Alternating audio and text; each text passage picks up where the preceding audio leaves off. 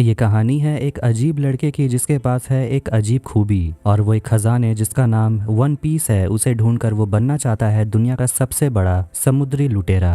पर क्या उसका सपना पूरा हो पाएगा और क्या वो खजाना जिसका नाम वन पीस है वो असली में है भी? आइए जानते हैं इस कहानी में। तो एपिसोड 1 कहानी की शुरुआत में हम लुटेरों की दुनिया के बारे में हमें बताया जाता है, यानी कि पायरेट्स के बारे में, जिन्हें समुद्री लुटेरे भी कहते हैं।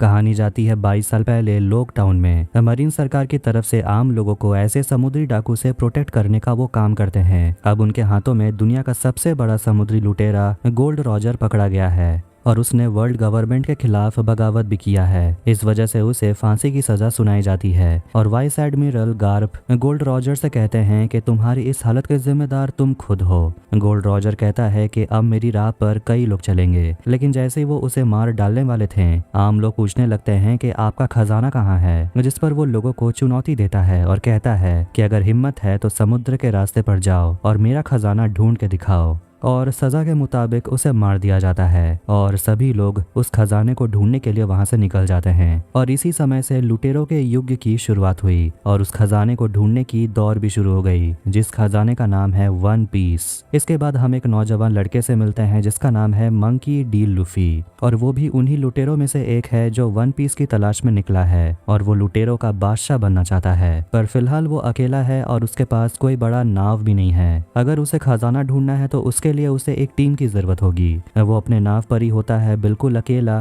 पर एकदम अकेला नहीं, उसके पास एक पार्टनर भी है, एक बर्ड। उसका नाव डूब रहा होता है, तभी वहाँ एक बैरल उसे मिलता है और सामने दो जहाजों के बीच युद्ध शुरू हो जाता है। एक जहाज की कप्तान है लेडी अलविदा और वो और उसके क्रू मिलकर दूसरे जहाज पर हमला करते हैं और उन सभी को मार डालते हैं। वो दूसरे जहाज से कुछ लोगों को पकड़कर अपनी जहाज पर ले आती है और उनसे रोरो नोआ जोरो के बारे में पूछती है कि वो कहाँ है, वो मुझे मारना चाहता है। जिस पर दूसरे जहाज के लोग कहते हैं कि मुझे नहीं पता वो कहाँ है, और वो बूढ़ा आदमी कहता है कि उस आदमी के पास एक लिस्ट थी, उसमें सारे लुटेरों का नाम था। लेडी अलविदा सोचती है कि उस लिस्ट में सबसे ऊपर उसका नाम होगा क्योंकि वो सबसे खतरनाक पायरेट है, लेकिन वो बूढ़ा आदमी कहता है कि आपका नाम तो उसमें था ही नहीं। ये सुनकर लेडी अलविदा उसे मार डालती है। लेडी अलविदा का खास कोबी, वो उसे कहती है खून साफ करने के लिए। अब रात हो जाती है। उस जहाज में कोबी को लूफी मिलता है और कोबी डर जाता है और कहता है मुझे मारना मत, लेकिन लूफी कहता है कि मैं तुम्हें क्यों मारूंगा,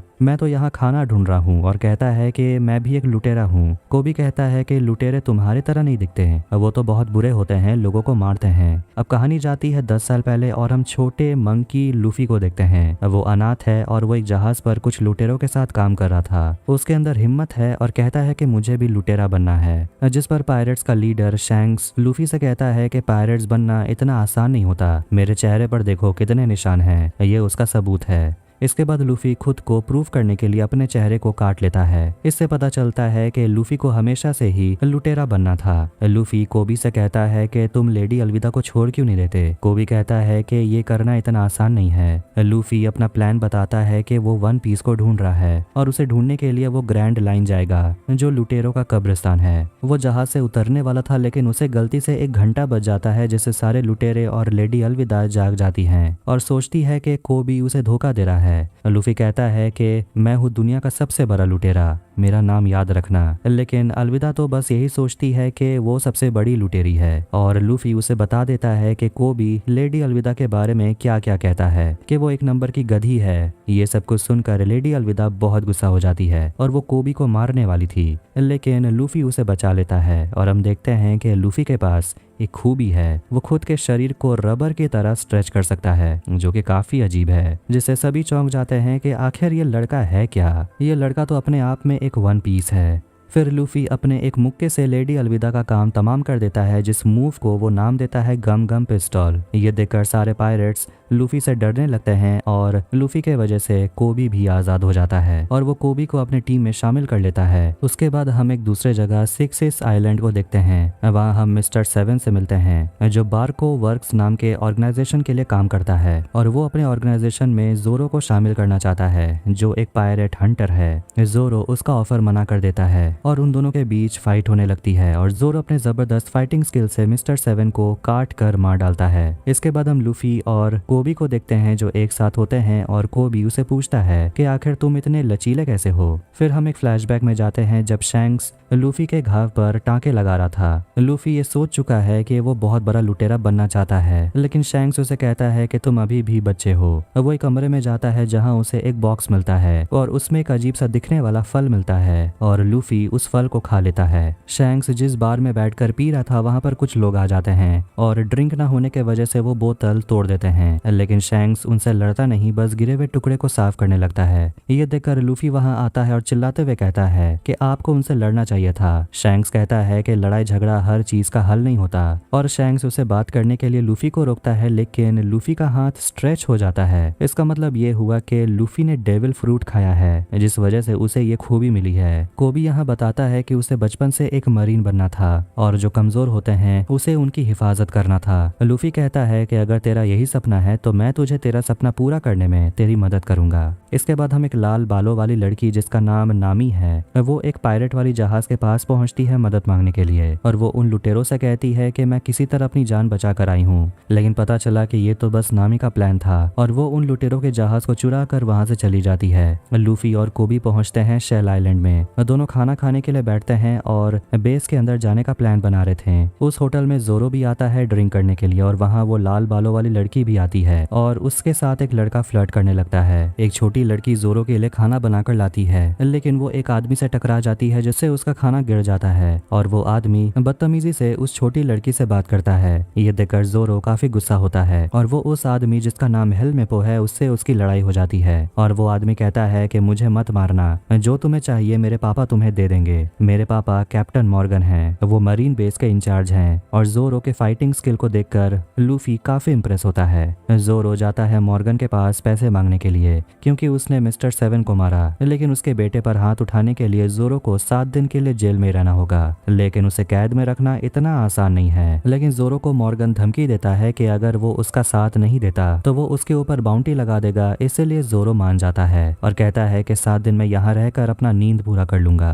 लूफी फाइट के बारे में भूल नहीं पा रहा, लेकिन कोबी इस बारे में सोच रहा है कि आखिर मेरीने ने उस छोटी बच्ची को बचाया क्यों नहीं, उल्टा उससे बदतमीजी से बात की। मुझे लगता था कि सारे मरीन अच्छे होते हैं। जोरो अपना सजा काट रहा था, लेकिन वहाँ पर मॉर्गन का बेटा हेलमेपो आ जाता है और उसे परेशान करने लगता है। फिर वहाँ पर लूफी आता है और वो जोरो से बात करने लगता है कि आखिर उसने खुद को मॉर्गन के हवाले क्यों किया, इसका कोई खास मकसद होगा। तुमने उस छोटी बच्ची को बचाया उस जालिम मरीन से, तुम अच्छे आदमी लगते हो। जोरो कहता है कि मैं एक पायरेट हंटर हूँ। मंकी कहता है कि मैं लुटेरों का बादशाह बनने वाला हूँ और लूफी चाहता है कि जोरो उसके साथ शामिल हो जाए वन पीस ढूंढने के लिए, लेकिन जोरो उसे याद दिलाता है कि मैं लुटेरों का शिकार करता हूँ, मैं तुम जैसों को मारता हूँ। लूफी उसे पूछता है क्या तुम सच में अपनी जिंदगी ऐसे जीना चाहते हो, क्या तुम खुश हो। जोरो कहता है कि मैं दुनिया का सबसे अच्छा तलवारबाज बनना चाहता हूँ। फिर लूफी उसे आजाद कर देता है और वहां से चला जाता है। नामी मरीन का यूनिफॉर्म पहनकर ग्रैंड लाइन का मैप ढूंढ रही होती है, लेकिन वो पकड़ी जाती है और एक आदमी उसे पहचान लेता है कि ये तो मरीन नहीं है, इसीलिए नामी को उसे लड़ना पड़ता है और उसे भी लूफी मिलने के लिए आता है और उसे बताता है कि वो भी ग्रैंड लाइन का नक्शा ढूंढ रहा है। दोनों एक साथ निकलते हैं नक्शा ढूंढने के लिए और उन्हें मॉर्गन मिल जाता है, लेकिन नामी किसी तरह सिचुएशन को संभाल लेती है ये कहकर कि वो यहाँ काम करती है और वो इस लड़के को लेकर जेल जा रही है। मॉर्गन उन्हें जाने देता है, लेकिन चुपके से नामी मॉर्गन का चाबी चुरा लेती है। फिर दोनों मॉर्गन के ऑफिस में जाते हैं नक्शा ढूंढने के लिए। नामी लुटेरों से नफरत करती है और लूफी उसे पूछता है कि तुम चोर क्यों बनना चाहती थी। नामी कहती है मजबूरी थी, पेट पालना था। उन्हें टेबल के नीचे रखा एक खुफिया लॉकर मिलता है और मॉर्गन को पता चल जाता है कि लाल बालों वाली लड़की कोई मरीन नहीं है। ये जानकर मॉर्गन जल्दी अपने ऑफिस पहुंच जाता है और लूफी अपने ताकत का इस्तेमाल करके लॉकर को ही निकालकर वहां से दोनों भाग निकलते हैं, लेकिन वहां भी मरीन से उन्हें लड़ना पड़ता है और दोनों की मदद करने के लिए वहां जोरो आता है और उन तीनों से लड़ने के लिए वहां मॉर्गन आ जाता है और कहता है कि मेरे चंगुल से आज तक कोई बाहर नहीं निकल पाया। उन लोगों के बीच फाइट शुरू हो जाती है और आखिर में तीनों मिलकर मॉर्गन को हरा देते हैं और उस तिजोरी को लेकर वहां से वो निकल जाते हैं, पर उस तिजोरी को उठाने के लिए जोरो ही काफी है। तीनों एक बोट तक आते हैं निकलने के लिए, लेकिन अभी भी जोरो और नामी इस बात से इनकार करते हैं कि वो तीनों एक टीम है। फिर तीनों को रोकने के लिए वहां मॉर्गन का बेटा हेलमेपो आता है, पर उसे एक मुक्का मारकर कोबी गिरा देता है। लूफी उसे कहता है चलने के लिए, लिए, लेकिन कोबी कहता है कि वो नहीं जाने वाला क्योंकि उसे हमेशा से मरीन बनना था और वो कहता है शायद अगली मुलाकात में हम दुश्मन होंगे। लूफी कहता है फिलहाल तो हम दोस्त हैं। फिर लूफी, नामी और जोरो वहां से चले जाते हैं और शेल्स आइलैंड में जो कुछ भी हुआ उसकी खबर वाइस एडमिरल गार्प को लग जाती है और ये भी पता चल जाता है कि ग्रैंड लाइन का नक्शा भी उन लोगों ने चुरा लिया है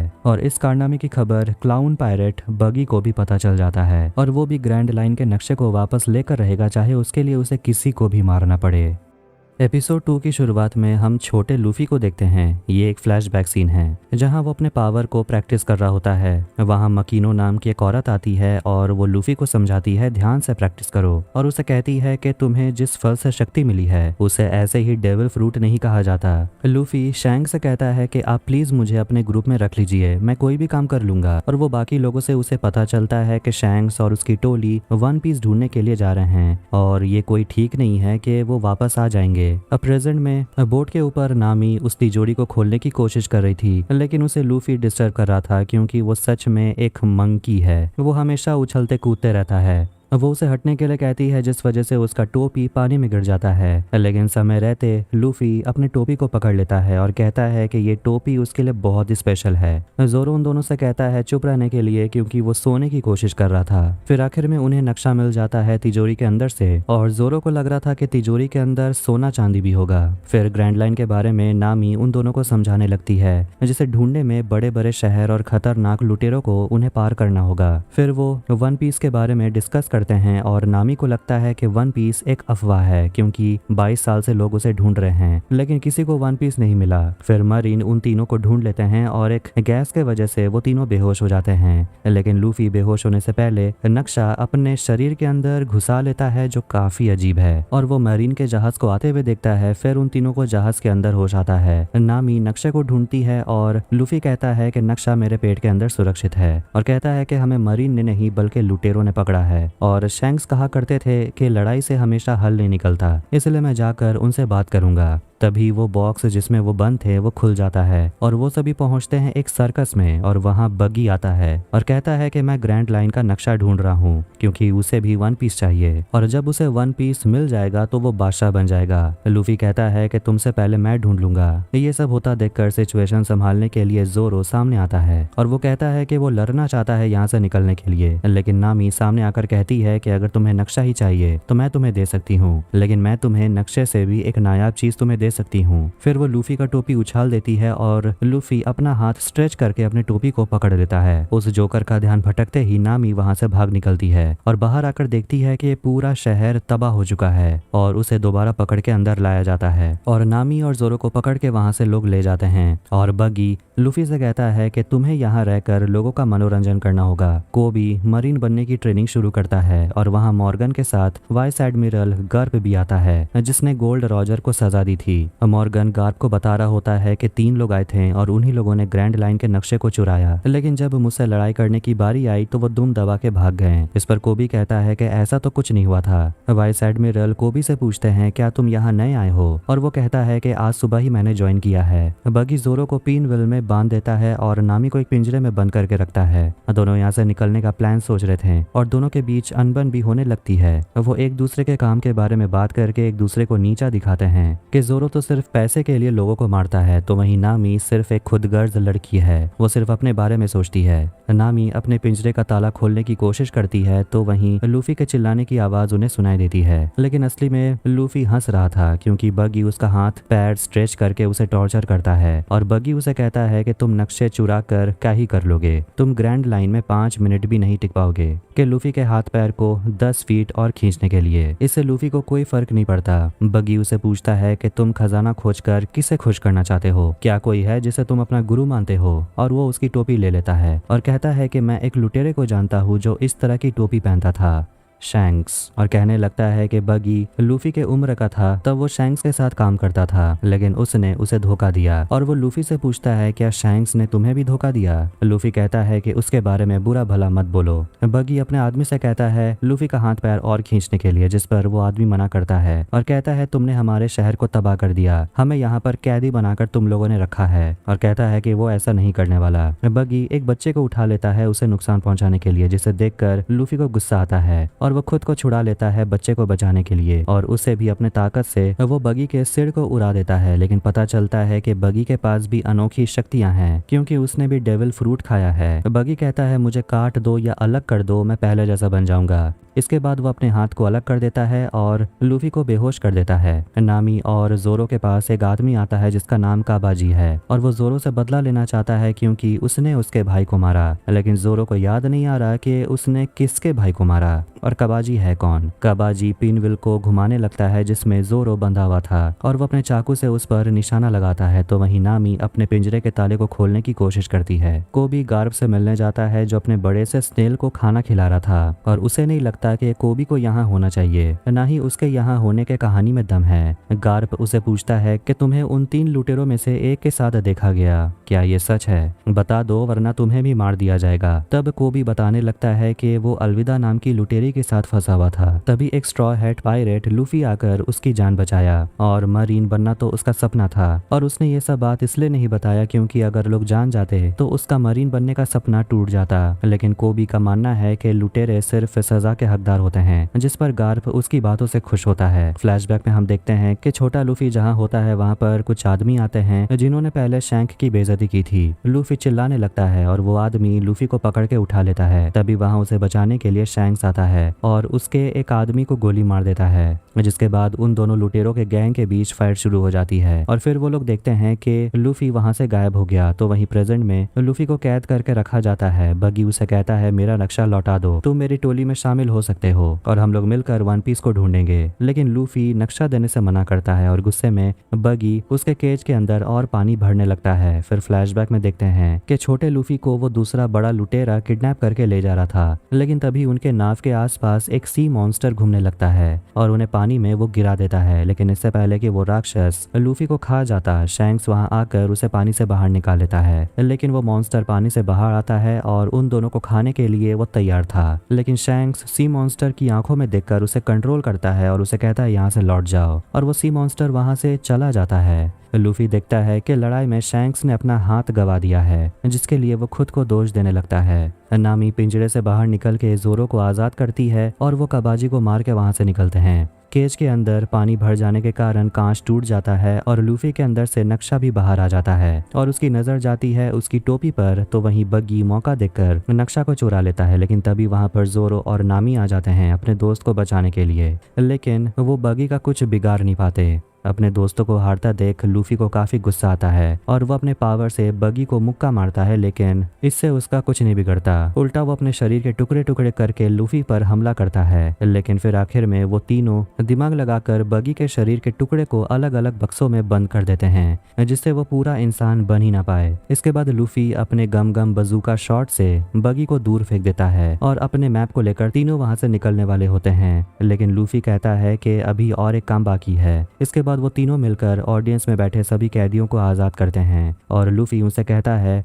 कि मैं थोड़ा अलग किस्म का लुटेरा हूँ। गार्प अपने नए कैडेट से कह रहा होता है कि वो सभी मिलकर लुटेरों को मजा चखाएंगे और उनसे उनके सपनों को छीनकर उन्हें वो खत्म कर देंगे। और ये सब कुछ सुनकर कोबी थोड़ा घबरा रहा होता है क्योंकि उन्हीं लुटेरों में से उसका एक दोस्त भी है। शहर के लोगों को आजाद करने के बाद तीनों वहां से चले जाते हैं। फ्लैशबैक में हम शैंक्स को देखते हैं जो लूफी को अकेला बैठा हुआ देखता है और शैंक्स वन पीस को ढूंढने के मिशन पर निकलने वाला था, जिस पर लूफी कहता है कि मैं शायद अभी तैयार नहीं हूँ, लेकिन एक दिन जरूर मेरा एक जहाज होगा और मेरी एक टोली भी होगी और मैं इस दुनिया का सबसे बेहतरीन लुटेरों में से एक होऊंगा। शैंक्स उसे अपनी टोपी दे देता है और कहता है कि ये मेरे सबसे बेशकीमती चीजों में से एक है और कहता है कि अगली बार हम जब मिलेंगे तो ये टोपी मुझे लौटा देना, तब तक तुम एक बेहतर लुटेरे बन जाना। प्रेजेंट में नामी लूफी का स्ट्रॉ हैट ठीक कर देती है जो लड़ाई के वक्त खराब हो गया था। इसके बाद नामी अंदर आती है और अपने कान में एक हेयरिंग डिवाइस लगाती है जो कि एक स्नेल है और वो किसी से कांटेक्ट करके बात करती है और कहती है कि उसे बता दो कि मेरे पास नक्शा है। एपिसोड 3 में कहानी जाती है 7 साल पहले। सिरप विलेज में उसॉप नाम का लड़का गांव वालों को जोर जोर से चिल्लाकर वार्निंग देता है कि लुटेरे आ रहे हैं और बड़े बड़े घंटियां बजने लगती हैं, लेकिन कोई लुटेरा नहीं आता। ऐसा करते करते साल बीत जाते हैं, लेकिन वो लड़का नहीं सुधरता। वो हमेशा लोगों को लुटेरों का डर दिखाकर तंग करते ही रहता है। नामी अपना नक्शा देख रही थी, तभी लूफी अपने जहाज का झंडा दिखाता है, जिसे देखकर नामी कहती है कि हमें ये सब की जरूरत नहीं है, हमको एक टोली नहीं है। तभी जोरो आकर कहता है कि कमरे के अंदर पानी आ रहा है, जिस पर नामी डर जाती है और अंदर जाकर अपना कम्युनिकेशन डिवाइस चेक करती है जो खराब हो गया। वो बाहर आती है और लूफी अपना प्लान बताता है कि हमें अपने टोली का नाम रखना चाहिए और फिलहाल हमें एक जहाज की जरूरत है। नामी नक्शा देखकर कहती है कि सामने एक गेको आइलैंड है और ये जहाज डूबने से पहले हम वहां पहुंच जाएंगे। गार्प अपने नए कैडेट्स को लेकर निकल जाता है लुटेरों को मजा चखाने के लिए। कोबी जहाज पर गांठ बांधने का काम कर रहा था। ये देखकर मॉर्गन का बेटा हेलमेपो भड़क जाता है क्योंकि कोबी उसके भी गांठ को खोलकर दोबारा गांठ बांध रहा था और हेलमेपो उसे कहता है कि क्या तुम मुझसे अच्छा काम करते हो। तभी गार्प आकर वहां गांठ को चेक करता है और वो कोबी से कहता है कि काफी अच्छे से बांध लेते हो, लगता है पहले भी तुम किसी नाव पर काम कर चुके हो।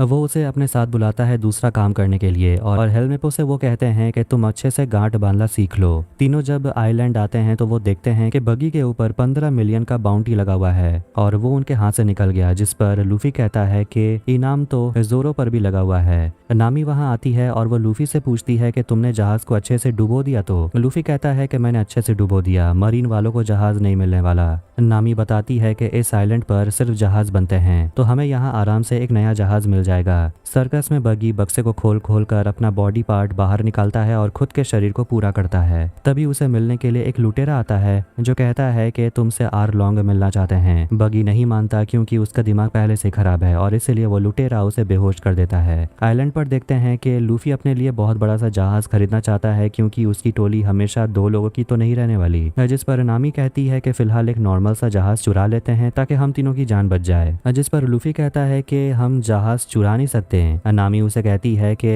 क्या तुम्हें कोई दान देने वाला है और उसे पूछती है क्या तुम सच में लुटेरे हो। वहाँ पर लूफी को एक बहुत ही सुंदर सा जहाज दिखता है और उस जहाज पर मरम्मत का काम कर रहा था उसॉप, और वो लूफी से बात करते हुए इस जहाज के बारे में खूबियां बताने लगता है और कहता है कि ये ईस्ट ब्लू का सबसे तेज जहाज में से एक है, इसके टक्कर का कोई नहीं। और लूफी मन बना लेता है कि वो इसी जहाज को खरीदेगा, लेकिन उसॉप कहता है कि ये जहाज बिकाऊ नहीं है और वैसे भी ये जहाज मेरा तो है नहीं, मैं तो सिर्फ यहाँ का टेक्नीशियन हूँ। ये जहाज उसकी दोस्त का है और ये पूरा बंदरगाह उसकी दोस्त का है, वो काफी अमीर है। गार्प कोबी को अपने साथ एक गेम खेलने के लिए बुलाता है तो वहीं वो तीनों उसॉप के साथ उस अमीर लड़की काया के घर जाते हैं। उसॉप उन तीनों को पीछे के रास्ते से ले जाता है क्योंकि बाहर के रास्ते सिर्फ वीआईपी लोगों को आने की इजाजत है। फिर बाहर काया अपने केयरटेकर क्लाहाडोर के साथ आती है और काया अपने दोस्त उसॉप को देखकर बहुत खुश होती है और वो बाकी तीनों को देखकर भी खुश होती है कि मेहमान आए हैं और काया उनसे कहती है कि आज रात खाना खा कर जाना। क्लाहाडोर अपने नौकरों से कहता है कि उसॉप और उसके दोस्तों को कमरा दिखा दो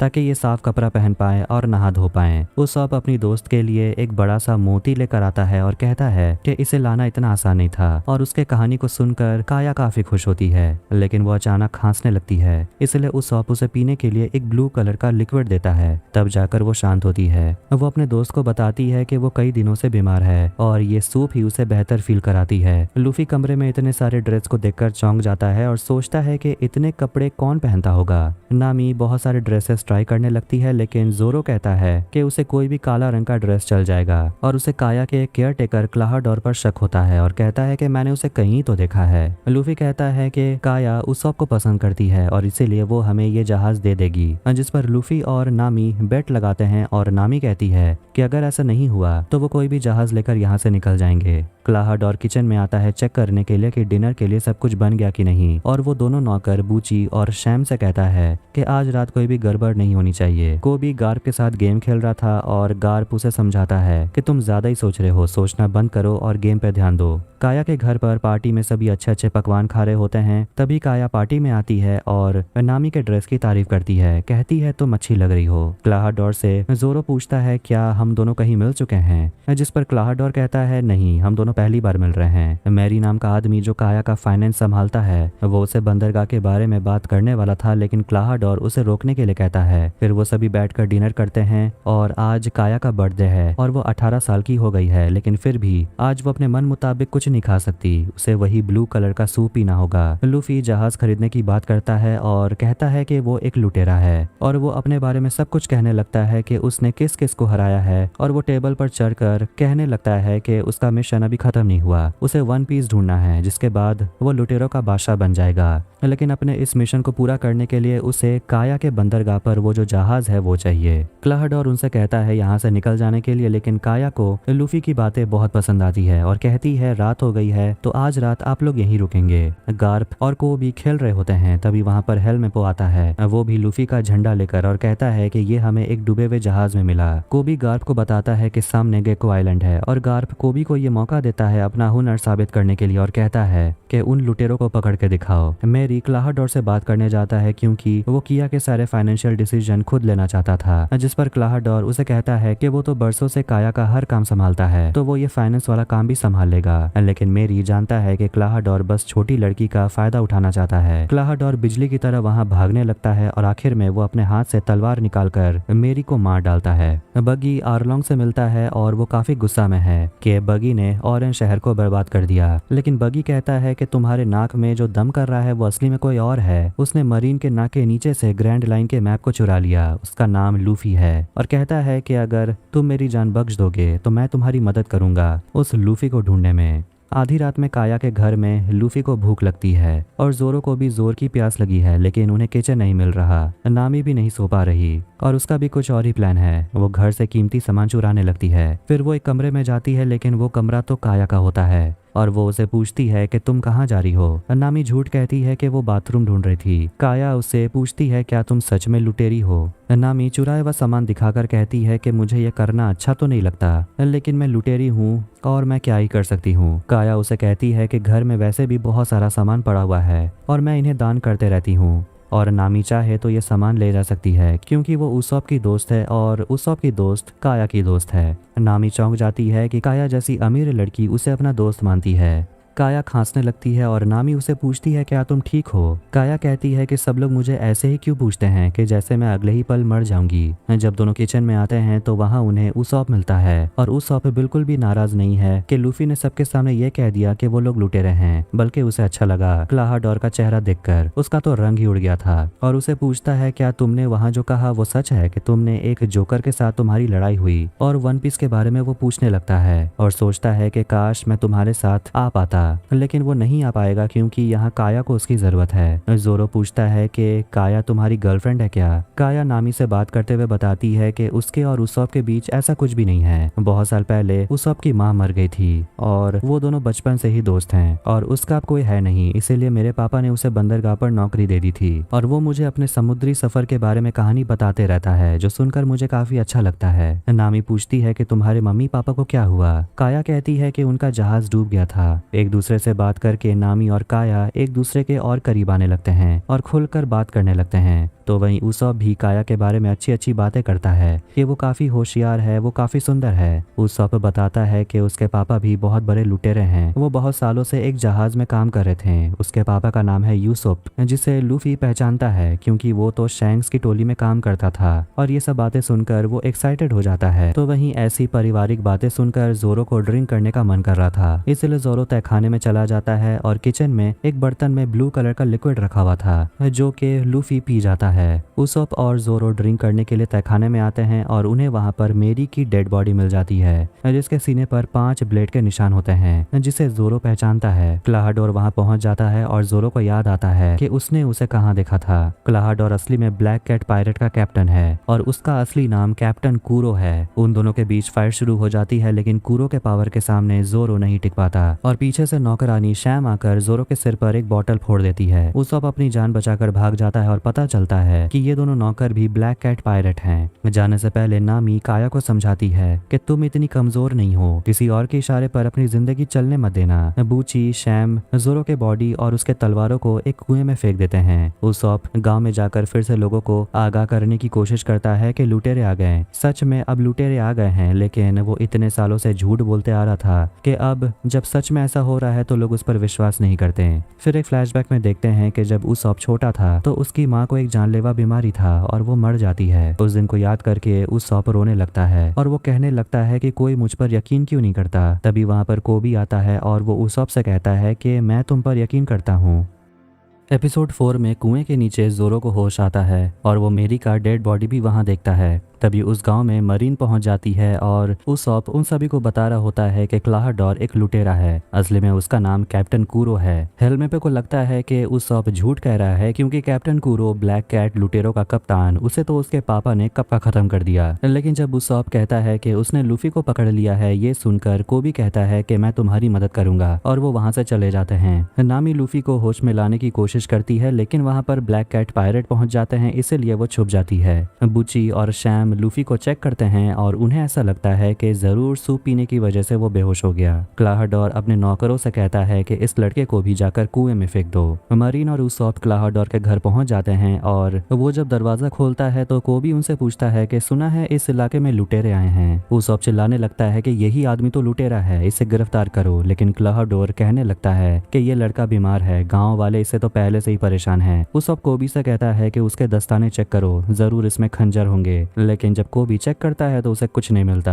हेलमेपो क्लाहाडोर से कहता है कि वो लूफी से मिलने के लिए आए हैं क्योंकि वो एक भगौड़ा है। क्लाहाडोर अपने नौकरों से कहता है कि लूफी के बॉडी को लेकर सामने के दरवाजे से आने के लिए। तो वहीं उसॉप कोबी को समझाने की कोशिश करता है कि मंकी वैसा लुटेरा नहीं है जैसा कूरो है। सामने के दरवाजे से मंकी को लाया जाता है और कोबी क्लाहाडोर से कहता है कि मुझे आपसे कुछ सवाल करने हैं। तो वहीं शैम किचन साफ कर रही होती है और नामी वहीं छुपी हुई थी। फिर नामी उस पर हमला करती है और ये आवाज बाहर कोबी सुन लेता है और पूछता है कि ये आवाज क्या था, जिस पर क्लाहाडोर कहता है कि ये घर पुराना है, आवाज आते रहती है। जोरो कुएं के अंदर रस्सी में हुक लगाकर ऊपर फेंकने की कोशिश करता है लेकिन वो नाकाम रहता है। फिर हम जाते हैं एक फ्लैशबैक में शिमुत्सुकी विलेज, जहां हम जोरो के फ्लैशबैक को देखते हैं जिसमें हमें पता चलता है कि वो किस तरीके से एक बेहतरीन तलवारबाज बना। कुइना नाम की लड़की के साथ वो प्रैक्टिस कर रहा था लेकिन वो हमेशा जोरो को हरा देती है, इसलिए जोरो हमेशा गुस्से में रहता है। लेकिन कुइना उसे कहती है कि गुस्सा रहने से क्या होता है, दम है तो मुझसे जीत कर दिखाओ। उसॉप काया को जाकर बता देता है कि तुम्हारे घर पर लुटेरे घुस आए हैं और क्लाहाडोर तुम्हें मारना चाहता है और उसने मेरी को मार डाला है। ये सुनकर काया को यकीन नहीं हो रहा क्योंकि क्लाहाडोर उसका हमेशा ख्याल रखता था और उसके लिए यकीन करना थोड़ा मुश्किल है। उसॉप उसे कहता है कि शायद वो तुम्हारे पैसों के पीछे पड़ा है। काया उसॉप के बकवास पर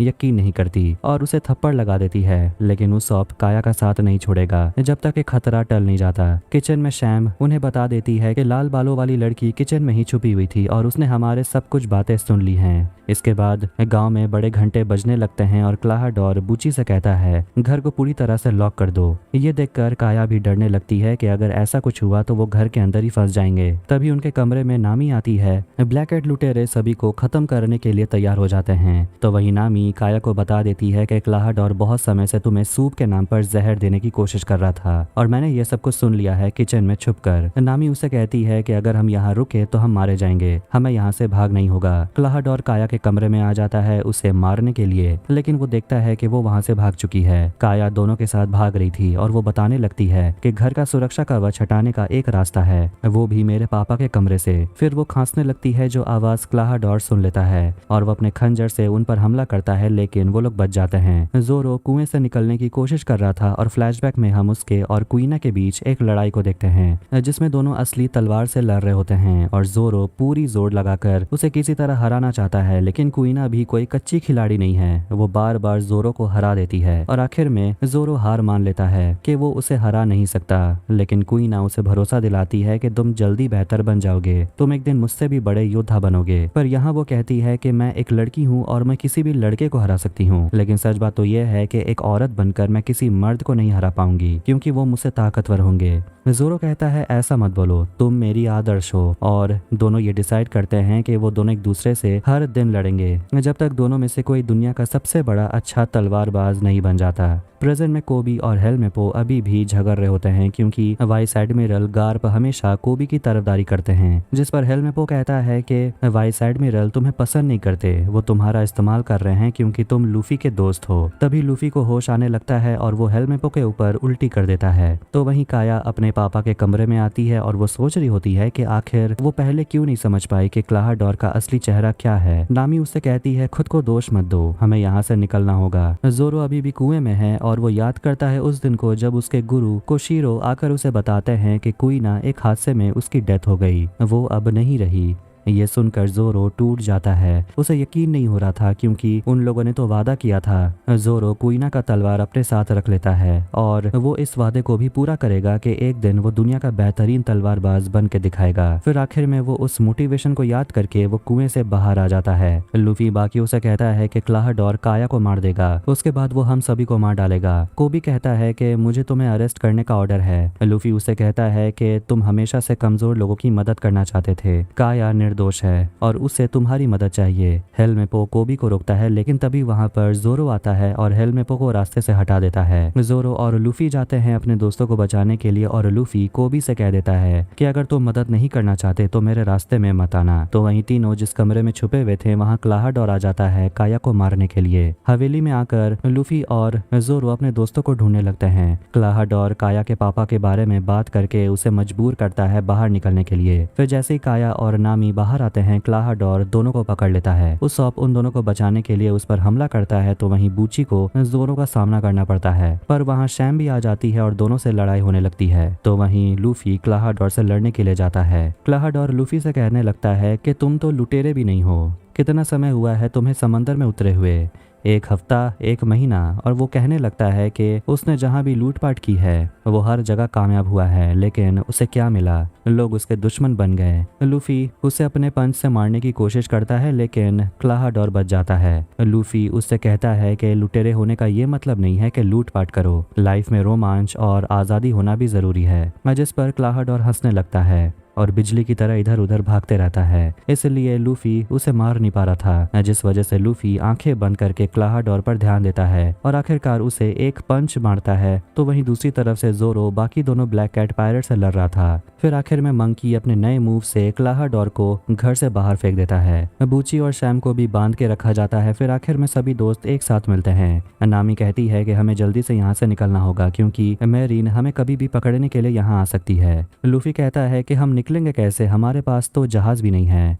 काया कहती है जहाज है और वो उन्हें अपना सबसे कीमती जहाज जो लूफी को पसंद आया था वो उन्हें दे देती है और उस जहाज को वो अपने फाइनेंस एडवाइजर मेरी के नाम पे रखती है, द गोइंग मेरी। और लूफी उसॉप से कहता है उसके साथ चलने के लिए क्योंकि उन सभी को एक शार्प शूटर की जरूरत है। लेकिन उसॉप सोचता है कि काया का ख्याल कौन रखेगा। काया समझाती है कि तुम मेरे बहुत अच्छे दोस्त हो, अब समय आ गया है कि मुझे अपना ख्याल खुद रखना सीखना होगा और मैं अपने मम्मी पापा की तरह इस बंदरगाह को चलाना नहीं चाहती। काया अपना सपना पूरा करना चाहती है एक डॉक्टर बनकर। दोनों एक दूसरे को किस करते हैं और उम्मीद करते हैं कि दोनों फिर से कभी मिलेंगे। फिर आखिर में लूफी और उसकी टोली उस जहाज से निकल जाती हैं। लूफी अपनी टोली से कहता है कि मैंने पहले ही कहा था कि मेरा आइडिया काम आ जाएगा। नामी उसे कहती है कि हमेशा ये रास्ता काम नहीं आने वाला तुम्हारे इतने अच्छे होने का। क्लाहडोर भी बच के भाग निकलता है। तो वहीं कोबी वाइस एडमिरल के पास जाकर कहने लगता है कि मैं अपनी जिम्मेदारी पूरी नहीं कर पाया, मैं उन्हें पकड़ नहीं पाया। गार्प उसे कहता है खुद को दोष मत दो, तुमने वही किया जो तुम्हें करना चाहिए था। गार्प कोबी को दूरबीन से देखने के लिए कहता है और वो देखता है कि उसका दोस्त और उसकी टोली आइलैंड से बाहर निकल आए हैं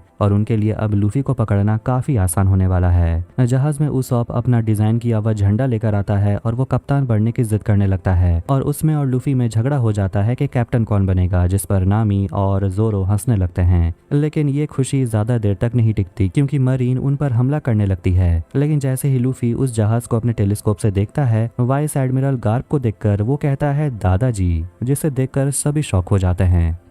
एपिसोड 5 में हम जाते हैं एक फ्लैशबैक में जब हम छोटे लूफी को देखते हैं। वो खेल रहा होता है और जहाज बनाता है, जिस पर उसके दादाजी गार्प उसे डांटते हैं कि तुम अगर इसी तरह टाइम बर्बाद करते रहोगे तो मरीन कैसे बनोगे। लूफी कहता है कि मुझे नौसेना नहीं बनना, मुझे तो लुटेरा बनना है। गुस्से में गार्प उसका नौका तोड़ देते हैं और कहते हैं कि तुम बनोगे तो मरीन ही बनोगे। प्रेजेंट में नौसेना की जहाज लूफी के जहाज पर हमला कर रहे होते हैं। नामी चाहती है कि वो यहाँ से निकल जाए लेकिन लूफी उनका सामना करना चाहता है। नामी जहाज को नौसेना के जहाज की तरफ मोड़ती है और वो उसॉप से कहती है गोला तैयार करने के लिए, लेकिन उसके हाथ से सारा गोला नीचे गिर जाता है। एडमिरल लाउडस्पीकर से उन्हें कहता है कि आत्मसमर्पण कर देने के लिए। लूफी नहीं मानता और गुस्सा होकर गार्प एक गोला अपने हाथ से उनके जहाज की तरफ फेंकता है, जिस पर लूफी अपना पेट को स्ट्रेच करके उस गोले को वापस नौसेना के जहाज की तरफ फेंक देता है, जिससे उनका अच्छा खासा नुकसान हो जाता है और कोबी हेलमेपो को बचा लेता है। जिसके बाद लूफी नामी से कहता है कि हमारे जहाज को यहाँ से दूर लेकर चलो और वहां से निकलने के बाद वो सभी एक गहरे कोहरे में फंस जाते हैं। उन्हें कुछ नजर नहीं आ रहा था। उस हमले के बाद लूफी थोड़ा उदास बैठा हुआ है, जिस पर नामी कहती है किसी को जाकर उससे बात करनी चाहिए। और वो दादाजी वाले बात को लेकर भी काफी टेंशन में है कि आखिर वाइस एडमिरल लूफी के दादाजी कैसे हो सकते हैं। जोरो जाता है लूफी से बात करने के लिए, जो अपनी टोपी को ठीक कर रहा था, और उसे पूछता है कि तुम हमले के बारे में कुछ बात करना चाहते हो।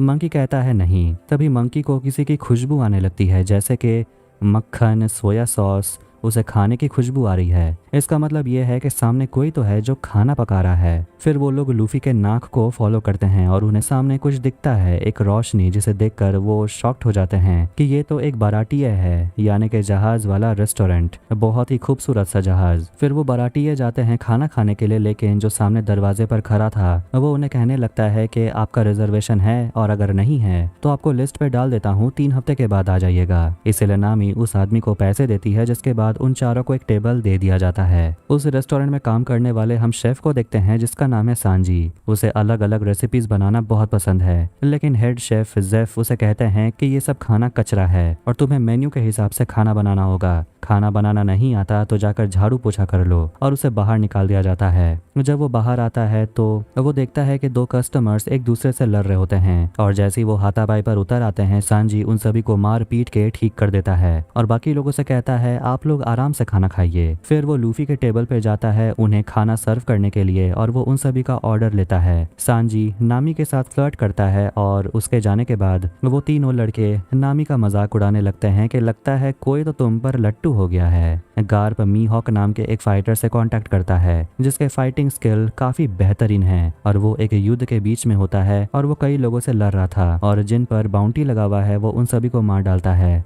वाइस एडमिरल मीहॉक को लूफी को पकड़ने का ऑर्डर देते हैं, तो वहीं रेस्टोरेंट में चारों पेट भर के खाना खाते हैं, लेकिन अभी तक उनका मन नहीं भरा। लूफी टोस्ट करना चाहता है क्योंकि उन लोगों ने अपनी पहली लड़ाई जीत ली मरीन के खिलाफ, जिस पर नामी कहती है कि ये कोई लड़ाई था, वो डिजास्टर था। और वो लूफी से पूछती है कि तुमने बताया क्यों नहीं कि वो तुम्हारे दादाजी हैं। फिर वहाँ सांजी आता है खाना का बिल लेकर, जिस पर लूफी कुछ लिख कर वापस दे देता है। ये देखकर हेड शेफ जेफ लूफी पर काफी गुस्सा हो जाते हैं और कहते हैं कि लगता है कि तुम बराटिये का तौर तरीका नहीं जानते। लूफी उनसे कहने लगता है कि आप कल के लुटेरे के बादशाह के साथ बात कर रहे हैं, और जैसे ही मुझे 1 पीस मिल जाएगा मैं आपको लाकर पैसे दे दूंगा। लेकिन जेफ के पास एक आइडिया है कि वो कैसे अपना पैसा वसूल करेगा। वो लूफी को किचन में लाता है और कहता है जूठे बर्तन धोने के लिए, और लूफी को सांजी का बनाया हुआ खाना बहुत पसंद आता है, लेकिन हेड शेफ जेफ को सांजी का खाना बिल्कुल पसंद नहीं आता और वो उसे अपने किचन से निकाल देते हैं। टोली के बाकी तीनों मेंबर बात कर रहे होते हैं वाइस एडमिरल गार्प के बारे में, और नामी कहती है कि वो इतनी दूर आकर नहीं चाहती कि वो पकड़े जाएं। सभी ड्रिंक कर रहे होते हैं और नामी जाती है बारटेंडर से ड्रिंक मांगने के लिए, और उसे पूछती है कि उसे कनोमी आइलैंड जाना है, और पूछती है कि मैं किससे बात करूं। जिस पर वहाँ एक आदमी आता है और कहता है कि वो उसे पहुंचा देगा, लेकिन उसे पैसे लगेंगे, और पूछता है क्या तुम्हारे दोस्त भी आएंगे। जिस पर नामी कहती है नहीं, वो अकेले ही जाएगी। वो आदमी उसे कहता है कि कल सुबह तैयार रहना। कोबी हेलमेपो से पूछता है क्या तुमने मीहॉक का नाम सुना है। हेलमेपो कहता है कि वो दुनिया का बेहतरीन तलवारबाज है, वो समंदर के 7 सौदागरों में से एक है। वो आगे बताता है कि बहुत साल पहले दुनिया में सिर्फ 7 खतरनाक लुटेरे हुआ करते थे, और सब एक से बढ़कर एक खतरनाक। उनके पूरे समंदर पे राज था, और जो भी उनके रास्ते आता था वो उन्हें खत्म कर देते थे। गवर्नमेंट भी उनके सामने नहीं टिक पाते थे, इसलिए उन लोगों ने सोचा कि सौदागरों को पास रखना ही भलाई है, इसलिए उनका मरीन के साथ काम करने का सौदा हो गया। कोबी पूछता है कि आखिर नौसेना लुटेरों के साथ काम क्यों करेगी। हेलमेपो कहता है ऐसा काम करने के लिए जिसका इल्जाम नौसेना पर ना लगे। ये सब सुनकर कोबी शॉक हो जाता है, क्योंकि उसे नहीं पता था कि अंदर ही अंदर नौसेना भी किसी लुटेरे से कम नहीं है। हेलमेपो उसे कहता है कि गांठ बांधना तुमने तो सीख लिया, लेकिन तुम्हें अभी भी दुनियादारी नहीं देखी है। लूफी बर्तन धो होता है, और वहाँ लूफी सांजी से बात कर रहा था और उसे पूछता है कि तुम यहाँ कब से वेटर का काम कर रहे हो। वो कहता है मैं यहाँ का कुक हूँ, लेकिन फायदा क्या, जब तक वो बुढ़ा जेफ यहाँ का इंचार्ज है मैं कुछ नहीं कर सकता। लूफी उसके खाने की तारीफ करता है, लेकिन सांजी काफी गुस्से में है, क्योंकि जेफ उसे कोई काम करने नहीं देता। वो उसे यहाँ का वेटर बना के रखा है,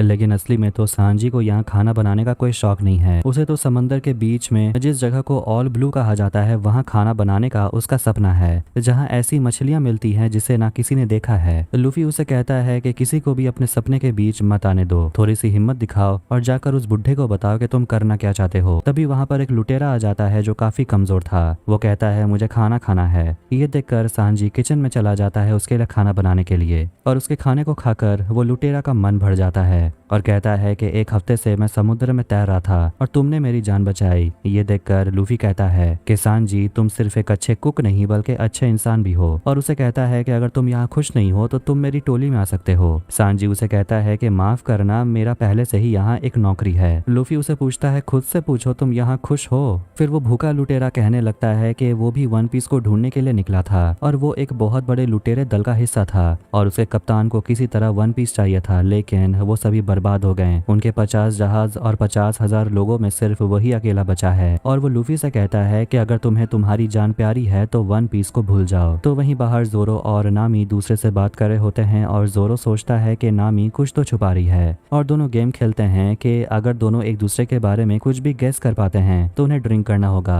और इस गेम के बहाने कुछ सच बाहर आने लगते हैं, जैसे कि नामी एक छोटे से गांव में पली बड़ी और जोरो यहाँ अपने दोस्त के बारे में बात करता है, जिसे सुनकर नामी चौंक जाती है क्योंकि उसे लग रहा था कि जोरो जितना शांत रहता है उसका शायद कोई दोस्त ही नहीं होगा। कोबी गार्ब से पूछता है क्या आपने सच में मीहॉक को भेजा है लूफी को पकड़ने के लिए, जिस पर गार्ब कोबी से कहने लगते हैं कि तुम छुपकर मेरी बातें सुन रहे थे। कोबी कहने लगता है कि मैं यहाँ आया था कमजोर लोगों की मदद करने के लिए। वो कानून के सामने सभी को एक मानता है और इसी वजह से वो मैरीने नहीं बनना चाहता। गार्ब उसे कहता है बैठने के लिए और उसे ड्रिंक देता है और वो उसे अपनी कहानी बताने लगता है कि वो 50 साल पहले नौसेना में भर्ती हुआ था, बिल्कुल कोबी की तरह, और उसने भी बहुत कुछ सोच रखा था, लेकिन उस सोच को आखिरकार उसे बदलना पड़ा क्योंकि ये दुनिया बहुत टेढ़ी है। बहुत ज्यादा ड्रिंक करने के बाद उस सॉप बड़बड़ाने लगता है, लेकिन उसे नहीं पता था कि उसके सामने मीहॉक ड्रिंक करने के लिए बैठा हुआ था और उसके सामने उस सॉप लूफी के बारे में बात करने लगता है, जिस पर मीहॉक कहता है कि मुझे तुम्हारे कैप्टन लूफी से मिलना है, जिस पर जोरो मीहॉक को पहचान लेता है और वो उन लोगों से कहता है कि मुझे तुम्हारे कैप्टन से मिलना है, अगर तुम्हारी जान प्यारी है तो मुझे लूफी सौंप दो। जोरो कहता है कि वो बचपन से ही मीहॉक को फॉलो करता था और वो उसे अपना आदर्श मानता है। उसके बाद वो उसे चुनौती देता है लड़ने के लिए और कहता है कि वो कल मीहॉक को मार डालेगा और दुनिया का सबसे महान तलवारबाज बन जाएगा। मीहॉक उसका चैलेंज एक्सेप्ट करके चला जाता है। नामी सोच रही होती है कि आखिर जोरो ने ऐसा क्यों किया। लूफी बर्तन धो रहा था, तभी वहाँ पर जेफ आ जाता है और मंकी उसे कहने लगता है कि आप भले ही सांजी को किचन में आने से रोक लें, लेकिन वो खाना बनाना बंद नहीं करेगा। आज ही उसने एक भूखे लुटेरे को खाना बनाकर खिलाया। फिर वहाँ सभी आते हैं लूफी को बुलाने के लिए। फिर चारों एक दूसरे से बात कर रहे होते हैं कल होने वाले चैलेंज के बारे में, और नामी जोरो को समझाती है कि चैलेंज वापस ले लो, वो तुम्हें खत्म कर देगा। फिर लूफी से वो कहती है कि तुम्हारे दादाजी ने समंदर के सौदागर को भेजा है तुम्हें मारने के लिए, लेकिन जोरो ने उससे लड़ने की चुनौती दे डाली। लूफी को भी ऐसा ही लगता है कि जोरो ने गलत किया चैलेंज देकर, लेकिन जोरो कहता है कि मैंने बचपन में किसी से वादा किया है कि मैं दुनिया का सबसे बेहतरीन तलवारबाज बन के दिखाऊंगा और उसके लिए मुझे मीहॉक को मारकर उसकी किताब जीतना होगा। नामी टेंशन में आने लगती है कि जोरो कल मर जाएगा। जोरो उसे कहता है कि तुम्हें क्या प्रॉब्लम हो रही है। नामी उसे कहती है क्योंकि तुम मेरे दोस्त हो। जोरो गुस्से में कह देता है कि तुमने ही कहा था कि यहाँ तुम्हारा कोई दोस्त नहीं है। गुस्से में नामी वहाँ से चली जाती है और वो नक्शे को अपने बैग में रख लेती है। फिर जैसी सुबह होती है और जैसा कि तय हुआ था, नामी उस आदमी के साथ जाने वाली थी अपने घर। फिर आखिर में लड़ाई का चैलेंज पूरा करने के लिए जोरो और मीहॉक एक दूसरे के आमने सामने आते हैं और अपना वादा को याद करके जोरो उससे लड़ने लगता है, लेकिन आखिर में मीहॉक एक छोटा सा ब्लेड जोरो के सीने में घुसा देता है। नामी भी वहां आ जाती है, यानी कि वो अपने दोस्तों को छोड़कर नहीं गई। मीहॉक जोरो से कहता है हार मान लेने के लिए, लेकिन हार मान लेने से उसका सपना पूरा नहीं होगा। इसीलिए जोरो अपना तीनों ब्लेड निकाल लेता है, तो वहीं मीहॉक भी अपना बड़ा तलवार निकाल लेता है। मीहॉक एक बार में जोरो का 2 तलवार टुकड़ा टुकड़ा कर देता है। जोरो फिर से खड़ा हो जाता है लड़ने के लिए, क्योंकि वो पीठ पर वार नहीं खाना चाहता। मीहॉक जोरो के सीने पर वार करता है, जिससे वो गिर जाता है और लूफी ये सब देखकर काफी घबराने लगता है और वो मीहॉक को कहता है कि वो एक दिन दुनिया का सबसे बड़ा लुटेरा बनेगा। मीहॉक कहता है कि ऐसा हो सकता है कि तुम बन भी जाओ अगर किस्मत ने तुम्हारा साथ दिया तो, और वो जोरो से कहता है कि तुम इतनी जल्दी मर नहीं सकते, जब तुम ठीक हो जाओ आकर मुझे ढूंढ लेना। और वो वहां से चला जाता है और जोरो कसम खाता है कि वो कभी नहीं हारेगा और वो वहीं बेहोश हो जाता है। एपिसोड 6 में तीनों मिलकर जोरो को किचन में लाते हैं और उसका जख्म देखते हैं, जिसे देखकर लूफी घबराने लगता है। लेकिन नामी लूफी से कहती है कि तुम्हें बाराटिए जाना होगा और हो सकता है वहाँ कस्टमर में से कोई डॉक्टर हो, उसे ढूंढ के लाओ। जेफ और सांजी एक साथ किचन में काम कर रहे होते हैं, तभी वहाँ लूफी आ जाता है और उन दोनों से कहता है कि मेरा दोस्त घायल हो गया है और उसे सख्त डॉक्टर की जरूरत है। जेफ कहता है कि कनोमी आइलैंड में तुम्हें डॉक्टर मिल जाएगा, लेकिन वहाँ जाने में 2 दिन लगेंगे। फिर जेफ और सांजी जाते हैं अपना सामान लेकर जोरो का इलाज करने के लिए। और पहले तो जेफ वहाँ पर मछली काटने लगता है, जिसके बाद वो जोरो के घाव पर टाँके लगाता है और उसके टाँके के ऊपर मछली की चमड़ी को रख देता है। और जेफ कहता है कि इससे घाव जल्दी भर जाएगा। गार्प मीहॉक से मिलता है और गार्प कोबी से कहते हैं यहाँ से जाने के लिए, पर वो छुप कर उनकी बातें सुन रहा था। और मीहॉक कहता है कि मैंने इस बार उन लोगों को जाने दिया, जिस पर गार्प कहता है कि मैंने साफ साफ कहा था उन लोगों को मेरे पास लाने के लिए। मीहॉक कहता है मैं देखना चाहता था कि जब वो लोग ग्रैंड लाइन पहुंच जाते हैं तो उनका क्या हाल होता है। गार्प कहता है कि ऐसा मैं होने नहीं दूंगा। सांजी बची हुई मछली से खाना बना रहा था, तो वहीं लूफी जोरो के तलवारों को साफ कर रहा था। और उसॉप को लगता है कि जोरो शायद नहीं जागेगा, लेकिन लूफी को पूरा यकीन है कि जोरो जरूर उठेगा क्योंकि वो एक योद्धा है। और वो सांजी से कहता है क्या तुम जोरो के पसंद का खाना बना सकते हो, उसे चावल बहुत पसंद है, चावल में बियर मिलाकर कुछ भी बना दो। सांजी यहाँ पर अपने हेड शेफ जेफ के बारे में कहानी बताने लगता है कि जेफ भी एक लुटेरे थे